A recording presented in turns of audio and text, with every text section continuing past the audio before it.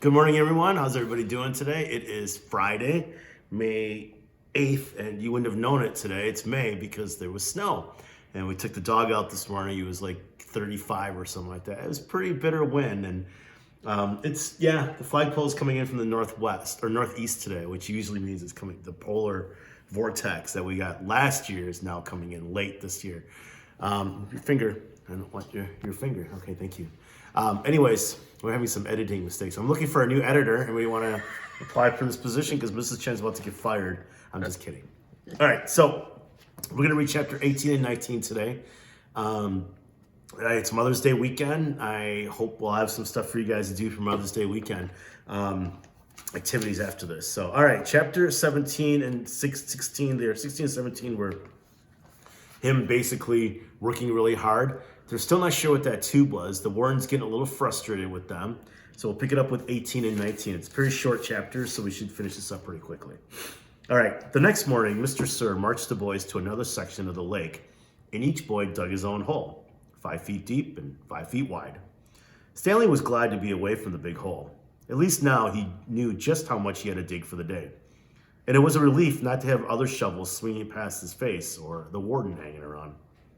He dug a shovel into the dirt, then slowly turned to dump it into a pile. He had to make his turn smooth and slow. If he jerked too quickly, he felt a throbbing pain just above his neck where a zigzag shovel had hit him. That part of his head between his neck and ear was considerably swollen. There were no mirrors in camp, but he imagined he looked like he had a hard-boiled egg sticking out of him. The remainder of his body hardly hurt at all. His muscles had strengthened, and his hands were tough and callous. He was still the slowest digger, but not all that much slower than Magnet. Less than 30 minutes after Magnet returned to camp, Stanley spat into his hole. After his shower, he put his dirty clothes in his crate and got out his box of stationery. He stayed in the tent to write the letter so Squid and the other boys wouldn't make fun of him for writing to his mother. Dear Mom and Dad, camp is hard but challenging. We've been running obstacle courses and we have to swim long distances on the lake. Tomorrow we learn. He stopped writing as Zero walked into the tent, then returned to his letter. He didn't care what Zero thought. Zero was a nobody.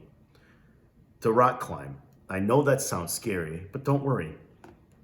Zero was standing beside him now, watching him write. Stanley turned and he felt his neck throb. I don't like you when you read over my shoulder, okay? Zero said nothing. I'll be careful.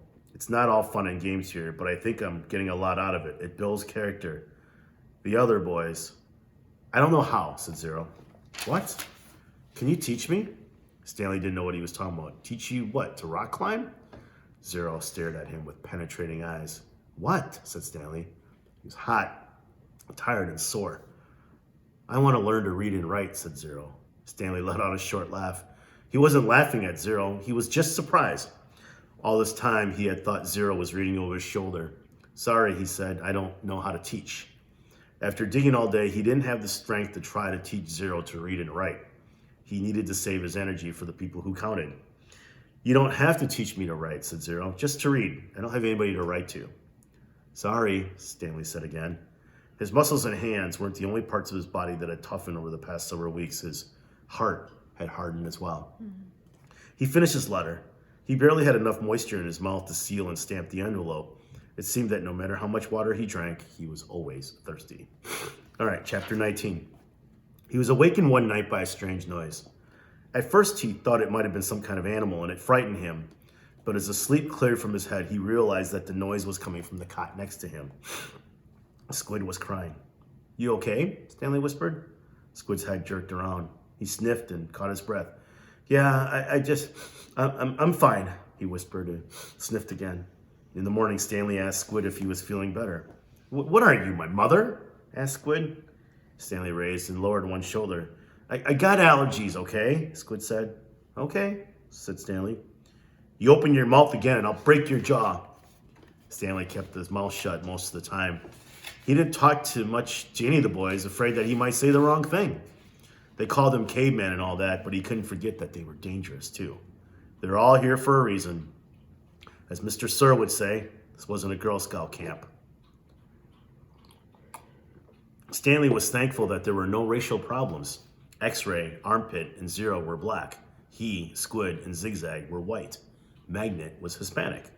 On the lake, they were all the same reddish-brown color, the color of dirt. He looked up from his hole to see the water truck and its trailing dust cloud. His canteen was still almost a quarter full. He quickly drank it down, then took his place in line behind Magnet and in front of Zero. The air was thick with heat, dust, and exhaust fumes. Mr. Sir filled their canteens. The truck pulled away. Stanley was back in his hole, shovel in hand, when he heard Magnet call out, "Anybody want some sunflower seeds?" Magnet was standing at ground level holding a sack of seeds. He popped a handful into his mouth, chewed, and swallowed, shells and all. "Over here," called X-Ray. The sack looked to be about half full. Magnet rolled up the top, then tossed it to X-Ray. "How'd you get them without Mr. Sir seeing you?" asked Armpit. "I can't help it," Magnet said. He held both hands up, wiggled his fingers, and laughed. "My fingers are like little magnets." The sack went from X-Ray to Armpit to Squid. "Sure good to eat something that doesn't come from a can," said Armpit. Squid tossed the sack to Zigzag. Stanley knew it would come to him next. He didn't even want it.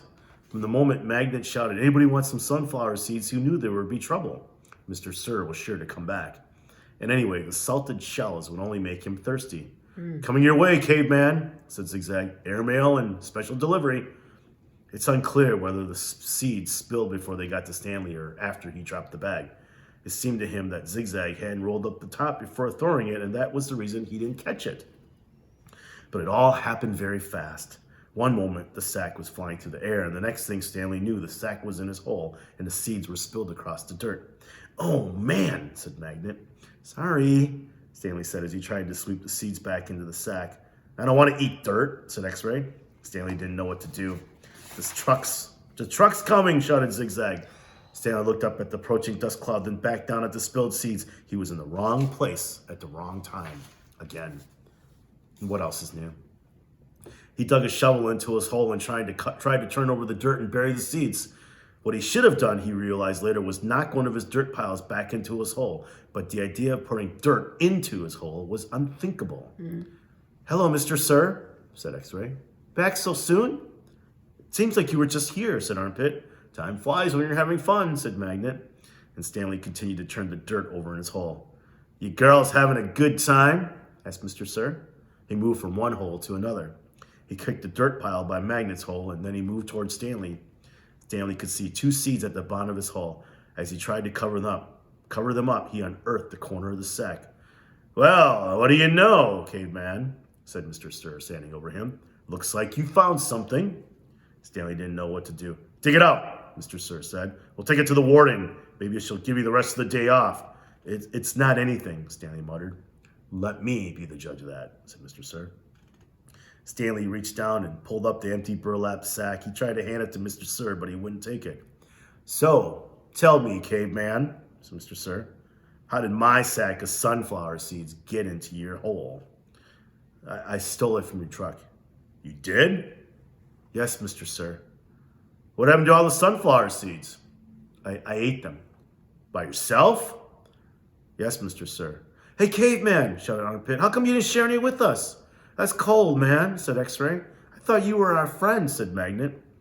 Mr. Sir looked around from one boy to another, then back to Stanley. "Well, we'll see what the warden has to say about this. Let's go." Stanley climbed up out of his hole and followed Mr. Sir to the truck. He still held the empty sack. It felt good to sit inside the truck, out of the direct rays of the sun.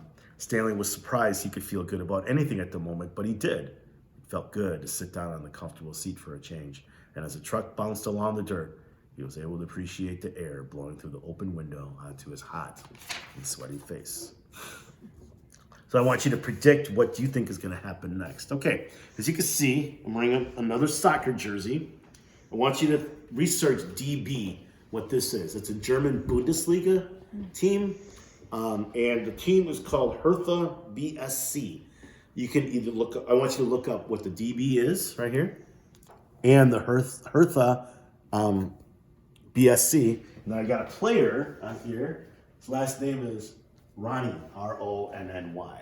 Okay, so you got 3 things to research: DB, Hertha BSC, and then Ronny. Okay, and also since it is Mother's Day weekend, I encourage you guys. Sometimes the best gifts are free. I don't know if you remember doing this with Miss Howard. But maybe what you guys could do is maybe you guys could write like gift certificates to your parents and do some chores for them without being asked. So anytime your parents want to redeem it, you just do it, and that's a gift for them. Like you could be making breakfast for them, or cutting the grass for your father, or whatever it is, taking the trash out, or making dinner, or vacuuming without being asked. That this is your gift certificate and your parents can redeem it anytime. And sometimes the best gifts are the free ones, okay?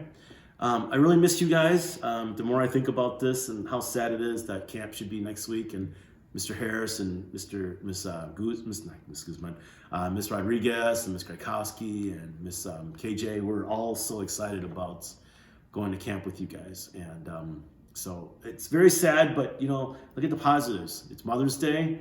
The weather was getting warmer. It is starting to be sunny out now.